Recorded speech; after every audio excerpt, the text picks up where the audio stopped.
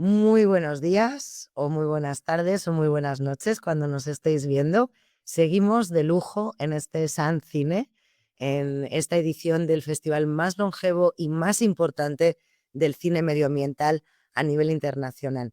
Ahora tengo el placer de presentaros a Gilles Dufresne, que nos presenta este trabajo que acabáis de ver en cortito, Our New World.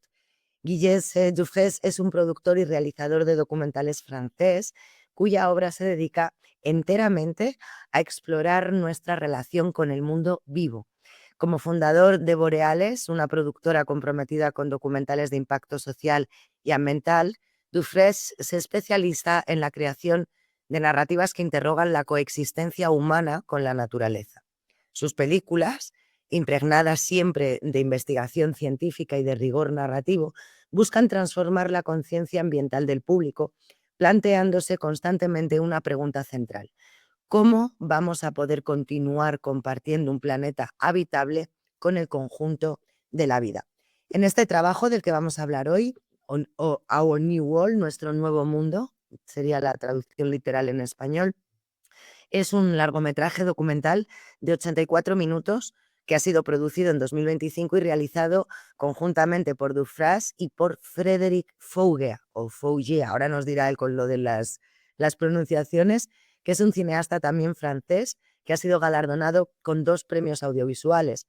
Boreales, Federación Estudios, ha trabajado también en este trabajo, Lionfish Films, Terra Mater Studios, Servus TV, France Televisión, Usawa TV, TNC y RTST Radio Televisión han ayudado en la producción, dándole una envergadura enorme a este proyecto. El film explora una pregunta fundamental y es: ¿qué mundo habitaremos mañana? Y para responderla, los autores han viajado a 6 continentes, nada más y nada menos. Han grabado en Kenia, en Alaska, en la India, en Australia, en Francia y en Japón. Y allí han documentado cómo ecosistemas enteros se han transformado bajo la presión del cambio climático. El equipo de investigación descubrió que aproximadamente la mitad de las especies estudiadas en la Tierra están cambiando de ubicación, adaptándose a nuevas condiciones climáticas. La película se aleja del discurso catastrofista dominante hasta ahora para centrarse en la extraordinaria capacidad de adaptación y de resiliencia de la naturaleza.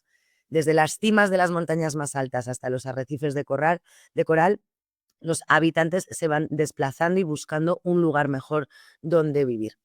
Las emisiones causadas por el ser humano han trastornado el equilibrio natural, pero también hay personas en primera línea trabajando para hacer frente a esta transformación.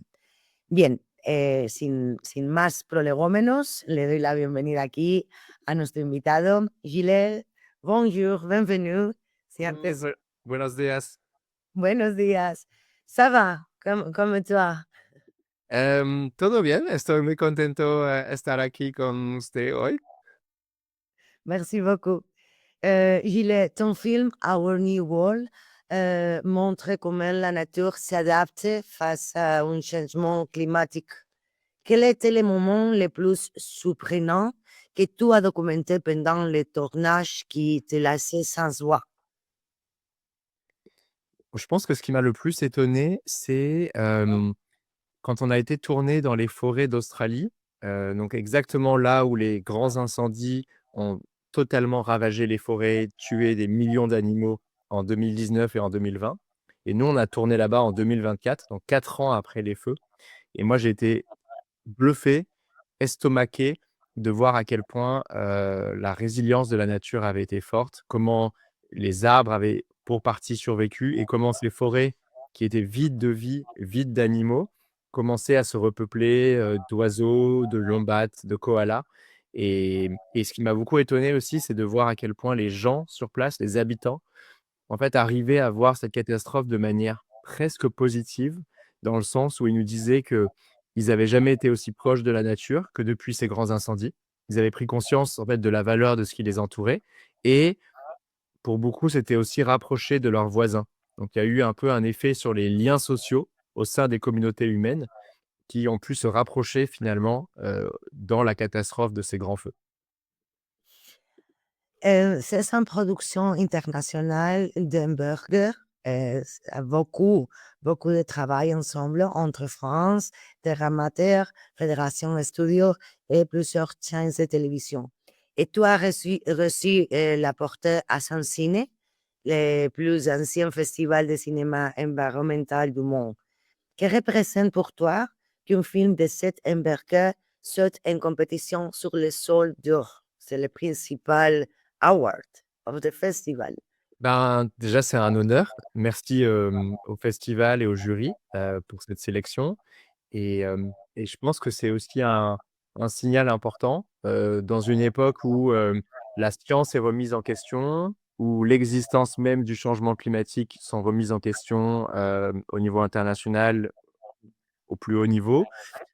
Et c'est important, je pense, dans ce moment-là de, donner de la visibilité et de la place à des films qui montrent, bah, la réalité de ces changements et c'est pas des projections, c'est pas demain. En fait, c'est aujourd'hui, partout sur la planète, le changement climatique, démontre ses effets et la deuxième chose, c'est que nous, on a essayé de s'intéresser à des personnes qui s'arrêtent pas au constat du changement climatique, mais qui sont dans l'action et qui, en fait, trouvent un sens nouveau à leur existence et ils trouvent un nouvel espoir finalement pour leur communauté dans le fait d'agir et de se connecter plus avec, la nature et les animaux qui les entourent.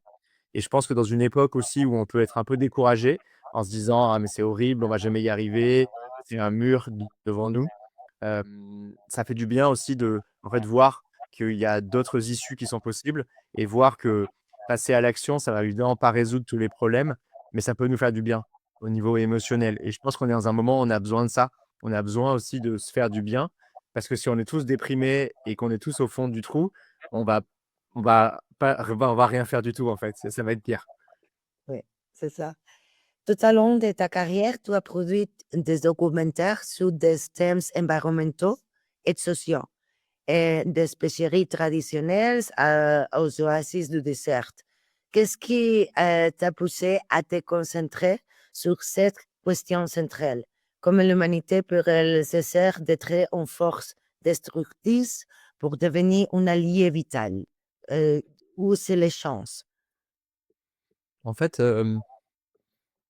je pense qu'il y a, cette question, je me la pose depuis longtemps. Moi, j'ai grandi à la campagne, mes parents sont agriculteurs, dans le sud-ouest de la France et donc cette question de comment on fait pour, exister sur terre et subvenir à nos besoins, sans forcément, détruire le reste, des êtres vivants, c'est une question que je me pose depuis longtemps et j'ai aussi, eu de la chance en fait de dans le cadre de mes études, de faire un long voyage avec un ami où j'ai été vivre, dans des villages de pêcheurs, traditionnels, en Afrique, en Asie et en fait, j'ai aussi pu voir comment pas mal de gens sur terre, en fait, savaient comment vivre en équilibre avec la nature et comment ça se fait que dans le monde occidental, on avait oublié ça, ou même on le valorisait plus du tout et donc c'est vrai que ça je pense que c'est un chemin de réflexion que je suis depuis longtemps et même dans ma propre vie, en fait, aujourd'hui, moi, j'habite en ville, la ville, elle dépend complètement de productions qui viennent d'ailleurs. Comment est-ce qu'on fait pour, rééquilibrer un peu ça. Enfin voilà, c'est un fil de réflexion dans ma vie, qui est assez fort et on est tous pleins de paradoxes et moi le premier parce que je suis en étant inséré dans la vie, technique, capitaliste moderne, on contribue à tous ces paradoxes et donc j'essaye de les interroger et de trouver des réponses, mais c'est pas toujours facile. Ton film traverse des territoires aussi divers, l'Alaska, la Kenya, l'Inde, l'Australie, la France et le Japon. Et y a-t-il un écosystème ou une communauté que tu as rencontré pendant le tournage qui t'a changé la perspective sur la manière dont nous pouvons coexister avec la nature? Ouais, moi j'ai été très frappé par ma rencontre avec, la communauté des femmes Hama au Japon. En fait, c'est une vieille tradition japonaise qui existe depuis plus de 1000 ans, dans laquelle, seulement les femmes, plongent en apnée, donc sans équipement de respiration, pour aller, ramasser des coquillages au fond de la mer Et en fait, aujourd'hui, avec le réchauffement de l'océan, il y a des nouvelles maladies et des nouveaux poissons tropicaux qui arrivent dans ces régions et qui mangent les algues dans lesquelles vivent les coquillages que ramassent ces femmes. Et donc leur culture et leurs traditions, sont menacées aujourd'hui. Et moi, ce qui m'a impressionné, en fait, c'était de voir, en fait, la difficulté que ces femmes avaient à parler de la situation. Parce que dans la culture, il y avait dans leur culture, en fait, quelque chose de presque honteux à ne pas pouvoir, en fait, transmettre l'activité qu'elles ont reçue de leur mère et de leur grand-mère à leurs filles et leurs petites-filles. Et et en fait, la pudeur qu'il y avait sur ce sujet et la difficulté qu'elles avaient à en parler parce qu'elles se rendaient bien compte qu'elles étaient presque les dernières, finalement, de la longue lignée de femmes, à pouvoir pratiquer cette activité. Ça m'a vraiment touché et je pense que j'ai aussi compris à ce moment-là qu'en fait, tous ces bouleversements environnementaux, hem, en fait, ça nous touche parfois dans ce qu'on a de plus profond, aussi dans notre héritage culturel, dans le patrimoine, dans ce qu'on a reçu de nos parents, nos grands-parents.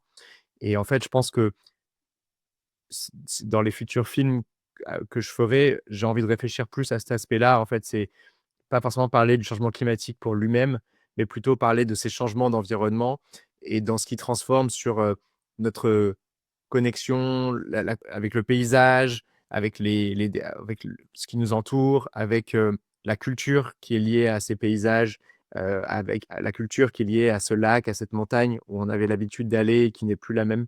Et en fait, j'ai l'impression que cette perte de repères finalement, elle contribue aussi, du moment de flottement et de crise dans lequel on est en ce moment. Le dernier, la dernière question.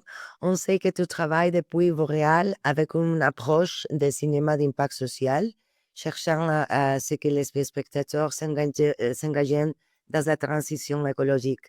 Dans le contexte de un ciné où convergent des cinéastes, des militants et des citoyens engagés, qu'espères-tu qu'il se passe quand quelqu'un verra Our New World en quittant la salle de cinéma? Mmh.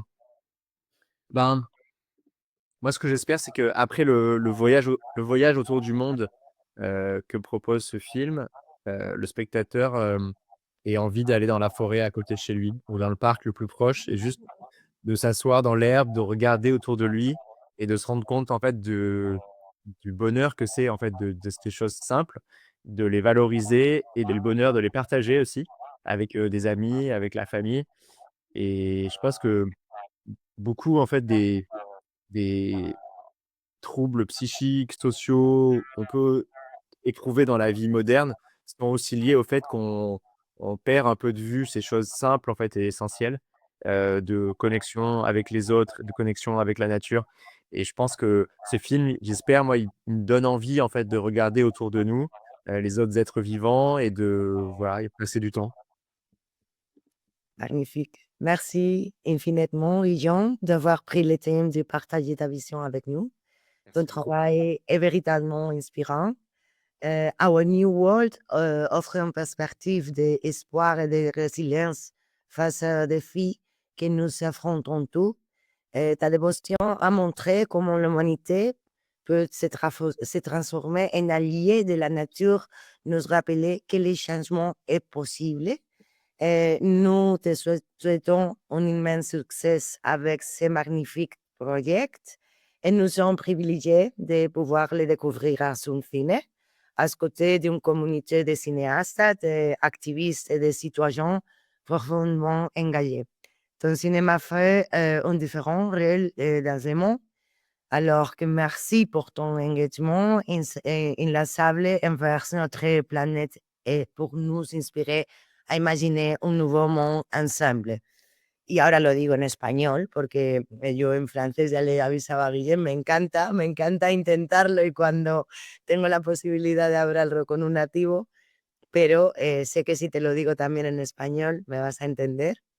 Muchísimas felicidades por este trabajo, además de la obra visual, que es magnífica. Las imágenes son maravillosas y sí, dan muchas ganas de irse a vivir al campo, dan muchas ganas de irse a un lugar amable, donde hay un ritmo tranquilo, donde nuestra salud va de la mano de la salud del planeta y creo que además artistas, porque eres un artista joven como tú, servirás también de inspiración para las nuevas generaciones en una manera muy bonita y muy positiva de hacernos despertar. Así que muchísimas gracias, Guillés. Yo esto ya te lo digo en español, que me siento mucho más a gusto. Un placer. Muchas gracias, Bea, para estas palabras agradables y espero también que esta película tendrá un impacto sobre conciencias a nivel español y también global. Y muchas gracias para el tiempo y la atención en la entrevista. Fue muy agradable. Plaisir. À tout à l'heure. Merci beaucoup. Salut.